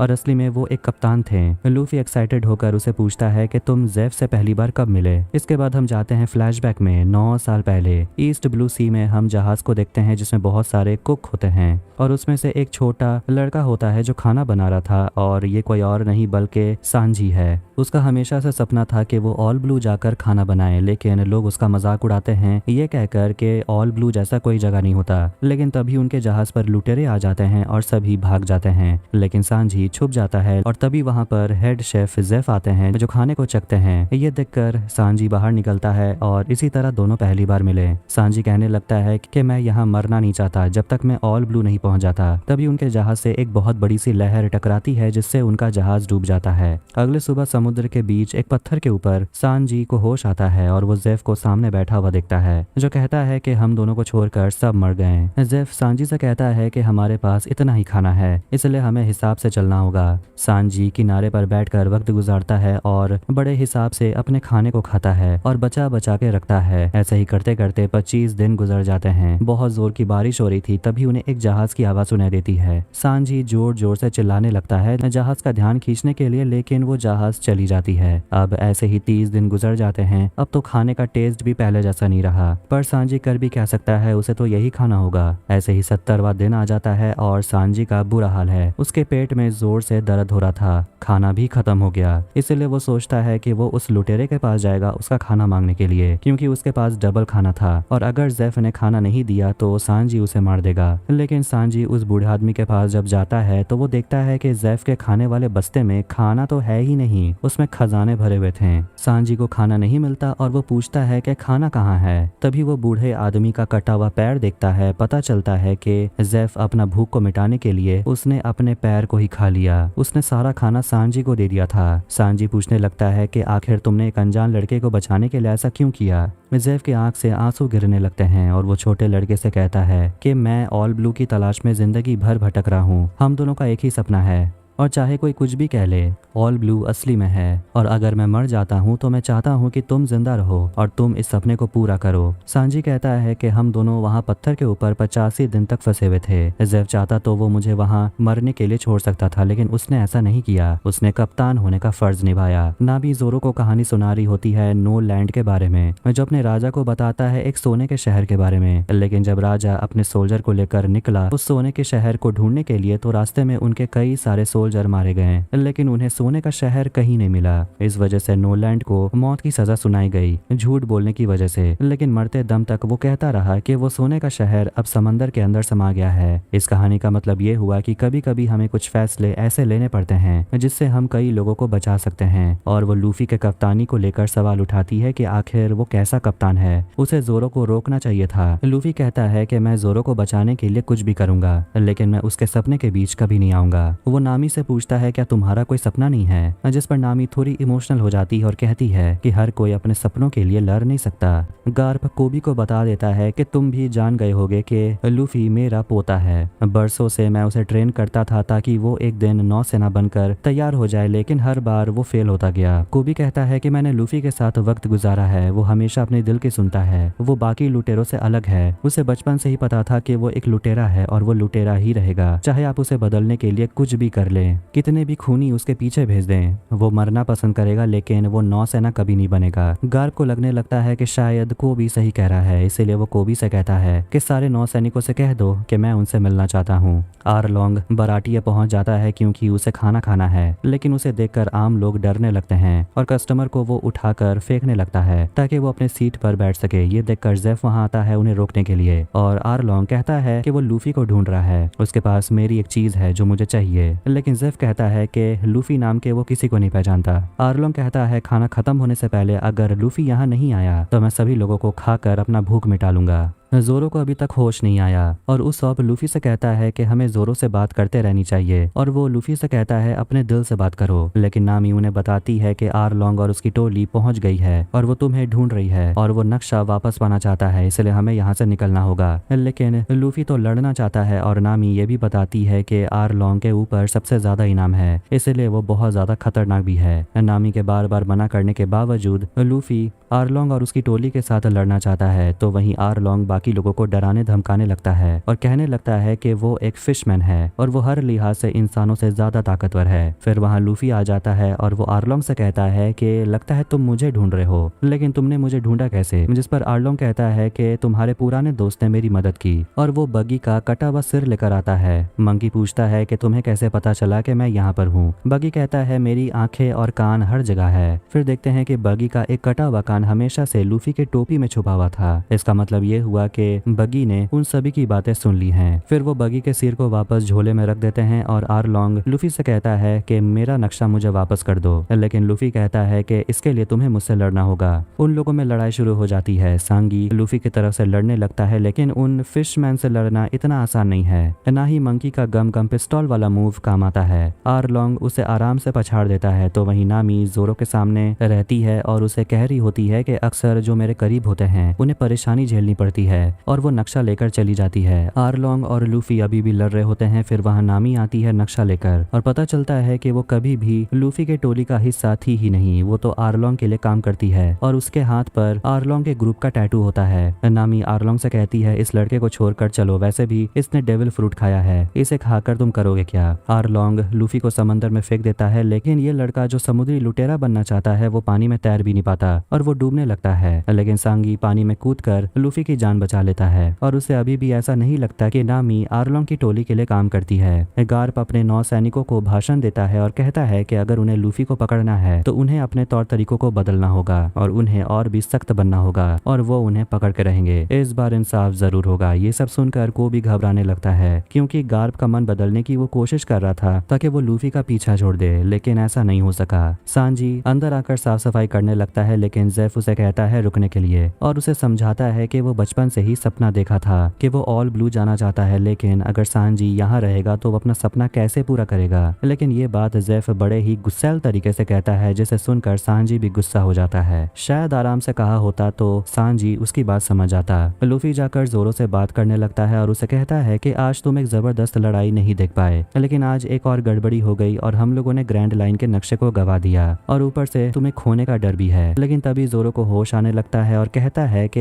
ऐसे ही बकबक करते रहोगे, मुझे सोने भी दोगे? और वो आगे बताता है कि मुझे एक अजीब सा सपना आया था कि नामी चली गई है। लूफी कहता है कि वो सच में चली गई है और ये सुनकर जोरो कसम खाता है कि वो लूफी की यानी कि अपने कप्तान की मदद जरूर करेगा वन पीस ढूंढने में। और उस वक्त वहां आ जाता है और वो भी खुश होता है ये देखकर कि जोरो को होश आ गया है और वो सोचने लगता है कि अब वो ग्रैंड लाइन तक कैसे जाएंगे। लूफी कहता है कि ये काम पूरी टोली के बगैर नहीं होगा, इसलिए हमें पहले नामी को ढूंढने के लिए जाना होगा। अगली सुबह होते ही वो लोग निकलने वाले होते हैं और उन तीनों को ज्वाइन करता है सांगी। फिर वो अपना जहाज लेकर वहां से चले जाते हैं और सांगी को जाते हुए देखकर जेफ खुद को रोक नहीं पाता और वो अपने बेटे जैसे सांगी को कहने लगता है पानी से दूर रहना। ये सुनकर सांजी इमोशनल हो जाता है और कहता है कि मुझे आपकी बहुत याद आएगी और धन्यवाद, आपने मुझे यहाँ काम करने के लिए रखा और मुझे यहाँ रहने दिया, ये एहसान मैं कभी नहीं भूलूंगा। फिर वो लोग जैसे ही वहां से चले जाते हैं उनका प्लान है नामी को ढूंढना, लेकिन उन्हें तो पता ही नहीं कि नामी कहाँ है। जिस पर लूफी कहता है मेरा एक दोस्त है जिसे पता होगा कि नामी कहाँ है, और वो दोस्त कोई और नहीं बल्कि बगी का कटा हुआ सिर है।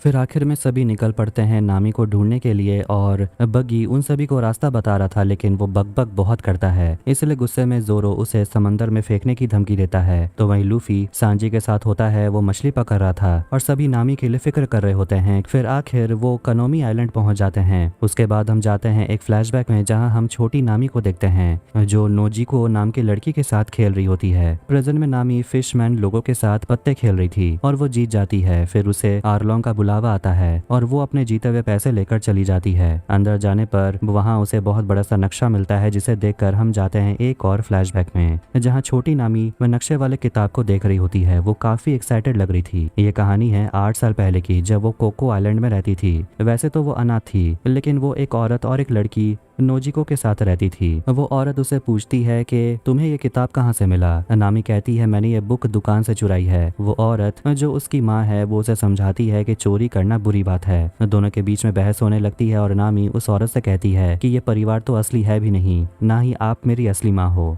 वो औरत उसे थप्पड़ लगा देती है और नामी गुस्से में बाहर चली जाती है। वो औरत बाहर आकर नामी से बात करती है और कहती है कि जब मुझे तुम और नोजिको मिली थी तब मेरा यूनिट लुटेरों को पकड़ने के लिए ऑयकॉट राज्य आए थे, लेकिन वो अपने ग्रुप से बिछड़ गई थी। वो घायल हो गई थी, वो भूखी भी थी। उसे लगा कि वो मर जाएगी। तभी उसे दोनों लड़कियां मिली और तब उसे लगने लगा कि उन दोनों लड़कियों के लिए उसे जीना होगा। प्रेजेंट में आरलोंग नामी को बता रहा होता है कि नामी उनकी टोली की सबसे खास सदस्य है, क्योंकि उसी के नक्शे के समझने की काबिलियत की वजह से वो अब कई जगह के ठिकानों का पता जानते हैं। फिर सौदे के मुताबिक नामी आरलोंग को नक्शा दे देती है। इसके बाद आरलोंग कहने लगता है कि कैसे वो अब पूरी दुनिया पर राज करेगा और 9 सेनाओं को मजा चखाएगा। लेकिन वो नामी से कहता है कि तुम फिक्र मत करो, मेरे राज्य में तुम्हारी खास जगह होगी। आरलोंग नामी से कहता है एक गांव ने अभी तक अपना लगान के पैसे नहीं दिए हैं, और उस विलेज का नाम सुनकर नामी कहने लगती है कि मैं वहां नहीं जाऊंगी, किसी और को भेज दो। लेकिन आरलोंग उसकी बात नहीं मानता। तो आखिर में गार्प और उसकी पूरी नौसेना बराटिये पहुंच जाती है और वो वहां के मालिक जेफ से मिलता है, जिसे देखकर वो पहचान जाता है कि जेफ कुक पायरेट्स का कप्तान है।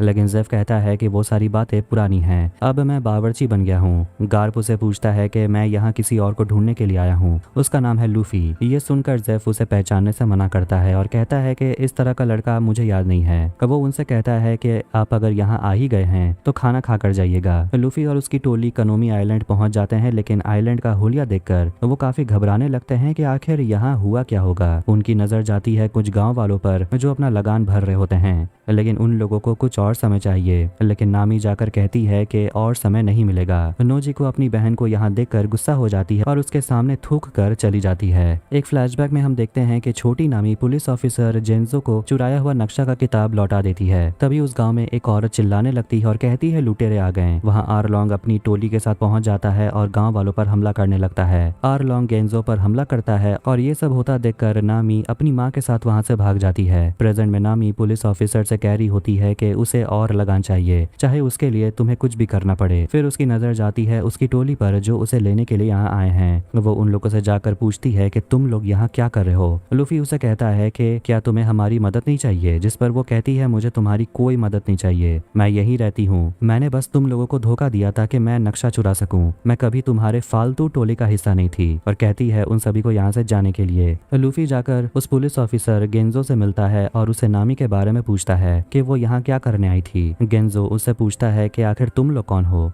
जोरो कहता है कि हम सब लुटेरों के शिकारी हैं और हम लोग यहाँ आरलोंग को कैद करने के लिए आए हैं। वो पुलिस ऑफिसर बता देता है कि नामी का घर कहाँ है। फिर वो सभी संतरे के बगीचे से होते हुए आगे बढ़ रहे होते हैं और आखिर में वो नामी के घर पहुंच जाते हैं। लेकिन नोजिको गन लेकर बाहर निकलती है और कहती है यहाँ से दफा हो जाओ। लूफी कहता है कि नामी हमारी दोस्त है और वो हमारी टोली का हिस्सा है। नोजिको कहने लगती है कि नामी किसी की दोस्त नहीं हो सकती। ये बात जितनी जल्दी तुम समझ जाओगे उतना बेहतर होगा। सांजी वहाँ पर नोजिको की खूबसूरती की तारीफ करता है और कहता है कि तुम हमें जानकारी दोगी, बदले में मैं तुम्हारे लिए खाना बनाऊंगा। खाना का नाम सुनते ही वो लड़की कहती है ठीक है, लेकिन खाने के बाद मुझे मीठा भी चाहिए। जोरो को यकीन नहीं आ रहा कि सांजी का ये तरीका काम कर गया। गार्प खाना खा रहा होता है और वो जेफ से बातें कर रहा था और उसे पूछता है कि लूफी कहाँ है। जेफ तो बस इधर उधर की बातें करते रहता है। कनोमी आइलैंड में नामी आरलोंग से मिलने के लिए जाती है और कहती है कि मुझे तुमसे मेरे सौदे के बारे में बात करनी है। वहाँ कैप्टन नेजुमी और कुछ मरीन ऑफिसर पहुंच जाते हैं और बात करते हैं कनोमी आइलैंड के बारे में, जहाँ आरलोंग ने कोहराम मचा दिया है और कैप्टन का मुंह बंद रखने के लिए आरलोंग उसे लगान वाले पैसे दे देता है। लेकिन कैप्टन के लिए ये कम है और कहता है कि अपने काले कारनामे को छुपा कर रखना है तो और पैसे देना होगा। सांजी का बनाया हुआ खाना खाकर नोजिको का मन खुश हो जाता है और वो अपने और नामी के बारे में बताने लगती है और बताती है कि जब उसके गांव में आरलोंग और उसके लुटेरों ने हमला किया था, तब हम देखते हैं कि वो औरत नामी को लेकर तुरंत अपने घर आती है और वो अपने दोनों लड़कियों से कहती है छुप जाने के लिए, जब तक कि वो आवाज ना दे बाहर मत निकलना।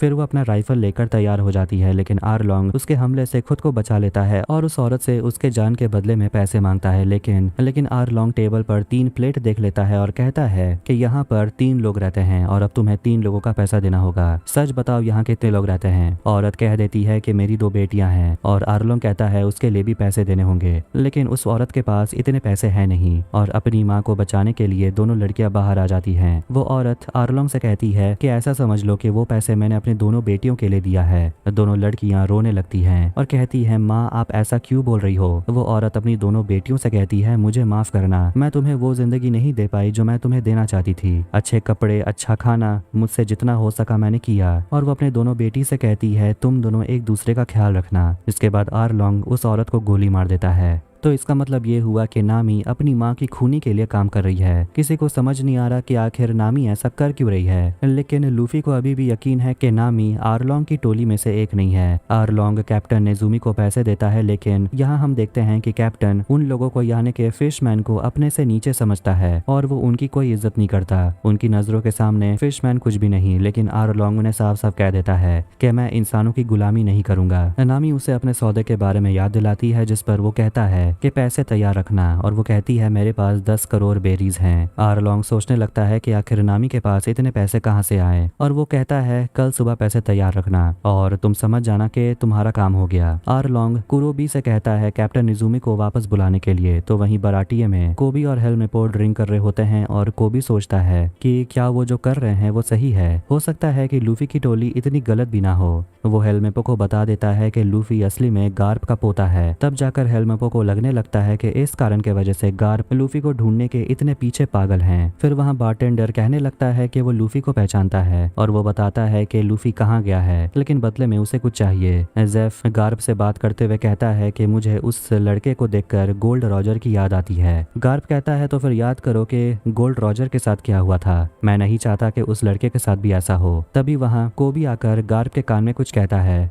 और वो तुरंत वहां से निकलते हैं। नोजिको के घर पे बगी का सिर बहुत ज्यादा बकर बकर कर रहा था, जिस कारण सांजी उसका मुंह बंद कर देता है, उसके मुंह में संतरा डालकर। आधी रात में नामी अपनी माँ की कब्र के पास आती है और मिट्टी खोदने लगती है और एक बॉक्स निकालती है, लेकिन तभी वहां पर उसकी बहन नोजिको गुस्से में पहुंच जाती है और उस पर हमला करने लगती है कि आखिर नामी ऐसा कर क्यों रही है। लेकिन तभी उसे पता चल जाता है कि उस बॉक्स के अंदर पैसे हैं। फ्लैशबैक में देखते हैं जब नामी आरलोंग के पास जाती है, वो उसे कहती है कि मैं तुम्हारी टोली में शामिल होना चाहती हूँ और वो उसे अपना बनाया हुआ नक्शा दिखाती है, जिसे देखकर आरलोंग इम्प्रेस हो जाता है। लेकिन वो सोचता है कि आखिर एक लड़की जिसकी माँ को उसने मारा, वो लड़की आखिर उसके साथ क्यों काम करना चाहती है। नामी कहती है क्योंकि मुझे जो चाहिए वो तुम्हारे पास है, और नामी आरलोंग के साथ काम कर रही थी ताकि वो पैसे जमा करके खुद के गाँव को आजाद करवा सके, जिसके लिए उसे आरलोंग को 10 करोड़ बेरीज देने होंगे और अब उसके पास पूरे पैसे हैं और अब वो अपने गाँव को आजाद करवा सकती है। नोजिको को एहसास हो जाता है कि उसकी बहन हमेशा से उसकी मदद ही कर रही थी और वो उसे कहती है कि मैं तुम्हारी बहन हूँ, तुमने मुझे इस बारे में बताया क्यों नहीं। नामी उसे कहती है कि मैं तुम्हें खो नहीं सकती थी। ये सब कुछ सुनकर उसे बहुत बुरा लगता है कि वो अपनी बहन से ही नफरत कर रही थी। कैप्टन नेजुमी वहाँ पहुँच जाते हैं क्योंकि उन्हें खबर लगी है कि लुटेरों ने अपना लूट का सामान यहाँ छुपाया है और वहाँ वो खजाने को देखकर कहते हैं कि ये तुम्हारा तो नहीं है, इसे हमें जब्त करना होगा। नामी मना करती है और कहती है ये मेरे हैं। कैप्टन उससे पूछता है कि 10 करोड़ बेरीज तुम्हारे पास कैसे आए।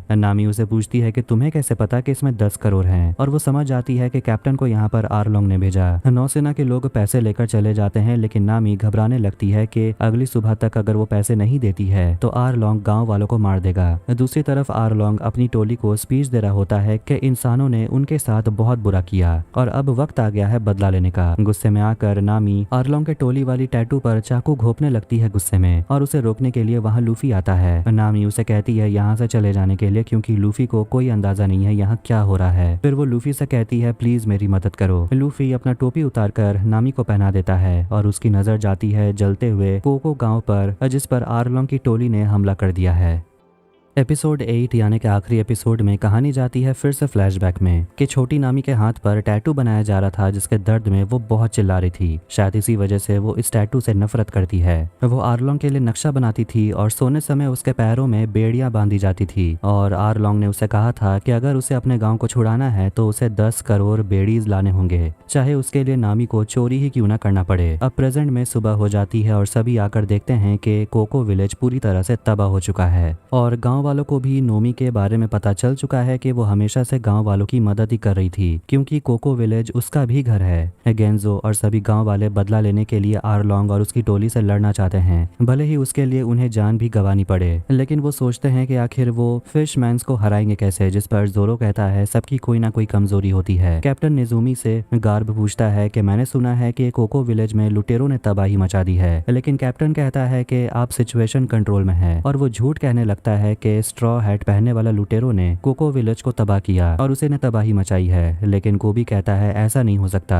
लूफी और उसकी पूरी टोली पहुंच जाती है आरलोंग और उसकी टोली से लड़ाई करने के लिए, तो वहीं लूफी और नामी जाते हैं आरलोंग का सामना करने के लिए, और उस सॉप को एक फिशमैन पीछा कर रहा होता है, वो भी जंगल में, और बाकी लोगों से सांजी और जोरो अकेले ही लड़ रहे होते हैं। आरलोंग लूफी से कहता है कि इंसानों ने फिशमैन के ऊपर राज किया, क्योंकि वो हमेशा से उनके जैसे लोगों से डरते थे, लेकिन अब इंसानों का राज खत्म हुआ। नामी भी काफी गुस्से में है कि पैसों के बारे में आरलोंग ने ही कैप्टन को बताया, और आरलोंग कहता है कि ये सब तो उसने इंसानों से ही सीखा है, धोखा देना। नामी के बने हुए नक्शे का इस्तेमाल करके वो ऐसी दुनिया बनाएगा जहाँ फिशमैन का राज होगा। आरलोंग लूफी से कहता है कि तुम भी नामी का इस्तेमाल कर सकते थे अपना सपना पूरा करने के लिए। वो अपना हथियार मंकी के गले पर रखता है, जिस पर लूफी गुस्सा हो जाता है और उसका हथियार तोड़ देता है और कहता है नामी कोई चीज नहीं है जिसे मैं इस्तेमाल कर लूं, वो एक इंसान है, उसके कुछ सपने हैं। लूफी नामी से कहता है यहाँ से जाने के लिए। सांजी के बैग में बगी का सिर होता है और वो कह रहा होता है कि मेरा शरीर पास में ही है, मैं महसूस कर सकता हूँ, मुझे छोड़ दो, मैं तुम्हें जीतने में मदद करूंगा। उसके बाद बगी अपने शरीर से जुड़ जाता है और वो काफी खुश होता है, लेकिन मौका मिलते ही वो वहाँ से भाग जाता है। जंगल में उसॉप अपने सीने पर सॉस लगाकर नाटक करता है कि वो मर गया, और वो फिशरमैन वापस जाने वाला था, लेकिन उसॉप अपने स्लिंग शॉट से उस फिशमैन पर हमला करता है अपने बनाए हुए बम से। लूफी भी आरलोंग से लड़ रहा होता है और कहता है कि डेविल फ्रूट से तुम्हें जो पावर मिली है वो भी तुम्हें मुझसे नहीं बचा सकती। लूफी अपने गम गम पिस्टल पंच करके उसके चेहरे पर मारता है, जिससे उसका सारा दांत गिर जाता है, लेकिन आरलोंग के नए दांत उग जाते हैं। ये सब सोच करके लूफी सच में आरलोंग को नहीं हरा सकता। वो आरलोंग के घर को गिराने लग जाता है। उसो भागते हुए जोरो और सांजी के पास आता है, लेकिन देखता है कि उन दोनों ने तो सबको खत्म कर डाला है। नामी भी भागते हुए वहां आती है और बताती है कि लूफी अभी भी आरलोंग से लड़ रहा है, और वो आरलोंग के घर यानी कि आरलोंग पार्क को देखते हैं जो बस गिरने ही वाला है। लेकिन तभी लूफी अपने पैर को स्ट्रेच करके पूरा घर तबाह कर देता है और आरलोंग पार्क यानी कि आरलोंग का घर गिर जाता है। मंकी बाहर निकल आता है और उसे एक खरोच भी नहीं आया, और ऐसा लगता है कि जैसे आरलोंग मर गया हो। इसके बाद लूफी और उसकी टोली गाँव वालों के साथ जश्न मनाने लगते हैं। सांजी अपने हाथ का बनाया हुआ खाना सभी को खिला रहा होता है, और वहाँ नोजिको भी आती है और कहती है कि तुम सही में एक आर्टिस्ट हो,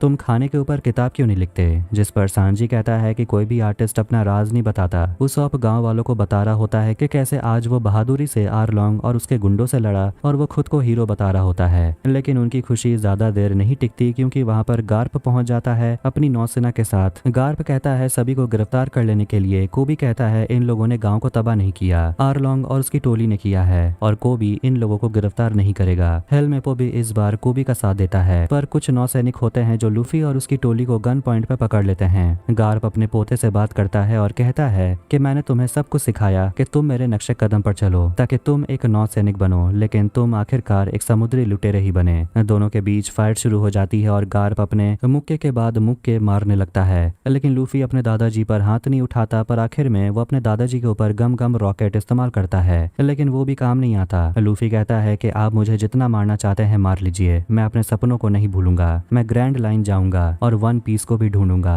और लूफी के हंसी को सुनकर उसे गोल्ड रॉजर की याद आ जाती है। फिर वो अपने नौसेना को ऑर्डर देता है कि आर्लोंग और उसकी टोली को ढूंढने के लिए जो अभी भी घूम रही हैं, उन सभी को जाकर पकड़ लो। गार्प अपने पोते से कहता है कि मैं जानता था तुम अपना मन नहीं बदलोगे, तुम मेरी तरह जिद्दी हो, मैं तो बस तुम्हें टेस्ट कर रहा था कि तुम अपना इरादा बदलते हो या नहीं, तुम सही में खुद को पहचानते हो या नहीं। ये कहकर गार्प वहां से चला जाता है। अगले दिन नामी अपनी माँ के कब्र के पास बैठी होती है और उनसे कहती है कि मैंने गांव को आजाद कर दिया, मेरी जिंदगी अब आखिरकार मेरी हुई, अब मुझे किसी के सामने झुकने की जरूरत नहीं है और मुझे उम्मीद है कि आपको मुझ पर नाज होगा। फिर वहाँ उसकी बहन नोजिको आ जाती है और दोनों बहन एक दूसरे से बात करते हैं। नोमी कहती है कि मुझे यहाँ से जाना होगा। उसकी बहन उसे कहती है कि एक बात याद रखना कि यहाँ से चाहे तुम कितना भी दूर चली जाओ, वापस आने के लिए तुम्हारा यहाँ एक घर होगा। नामी अपनी माँ के पास संतरे के छिलके से बना हुआ एक फूल रख के चली जाती है। कोबी लूफी के पास आता है और उसे एक बाउंटी वाला पोस्टर देता है और कहता है कि आखिरकार तुम बड़े लुटेरे बन ही गए। ये देखकर लूफी बहुत खुश होता है, यहाँ तक कि लूफी के ऊपर बहुत बड़ा बाउंटी भी लगा है, अब तक का सबसे ज्यादा। दोनों दोस्त गले लगते हैं, लेकिन कोबी को फिर से जाना होगा। लूफी उसे कहता है अच्छे नौसेना बनना, कोबी उसे कहता है तुम अच्छे लुटेरे बनना। लूफी खुशी में पागल होकर आता है और सभी को दिखाता है अपना वांटेड लुटेरा वाला पोस्टर। पर जोरो कहने लगता है कि इससे उनकी मुश्किल और बढ़ने वाली है, क्योंकि सभी की नजर उन पर होगी, क्योंकि लूफी ही नहीं बल्कि वो सब खतरे में हैं। लूफी कहता है चिंता की बात नहीं, हम जल्दी ईस्ट ब्लू छोड़कर जा रहे हैं और हम जाएंगे सीधा ग्रैंड लाइन पर। मकीनो भी लूफी के वांटेड पोस्टर को देखकर मुस्कुराती है और सोचती है कि उसका छोटा लूफी आखिरकार लुटेरा बन ही गया। काया भी न्यूज़पेपर में लूफी के वांटेड पोस्टर को देखती है और उसे कोने में उसका बॉयफ्रेंड उस्सॉप भी होता है। ज़ेफ भी अपने किचन में वांटेड पोस्टर लगा देता है। बगी भी खुश है कि मंकी के ऊपर 3 करोड़ का बाउंटी लगा है और कहता है इसे तो मैं ही मारूंगा। लेकिन वहाँ हम देखते हैं कि लेडी अलविदा जो भी जिंदा है और वो कहने लगती है कि अगर तुमसे नहीं हुआ तो मैं उसे मारूंगी। कोबी और हेलमेपो गार्प से आकर कहते हैं कि हम सजा के लिए तैयार हैं, लेकिन गार्प उनसे कहता है कि तुमने भले मेरे आदेशों का पालन नहीं किया, लेकिन तुम अपने असूलों पर कायम रहे। और वो उन दोनों को अपने अंदर ट्रेन करना चाहता है और कहता है कि ये ट्रेनिंग ही तुम्हारे लिए सजा से कम नहीं होगी। शैंक्स और उसकी टोली समुद्र के किनारे आराम कर रहे थे, तभी उनसे मिलने के लिए वहाँ मीहॉक आता है और कहता है कि मैं यहाँ लड़ने के लिए नहीं आया। शैंक्स को वो लूफी वाला वांटेड पोस्टर दिखाता है और ये देखकर शैंक्स बहुत खुश होता है। वो सभी बहुत खुश हो जाते हैं और वो मीहॉक को ड्रिंक करने के लिए बोलते हैं। लूफी अपने जहाज के ऊपर कुछ संतरे का पेड़ लगाता है ताकि नामी अपने गाँव को मिस न करे।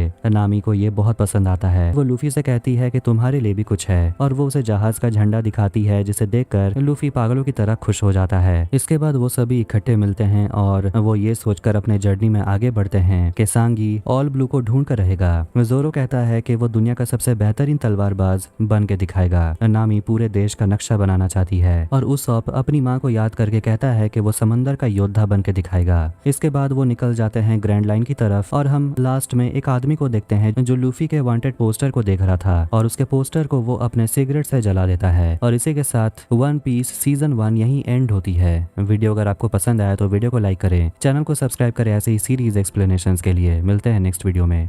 Take care.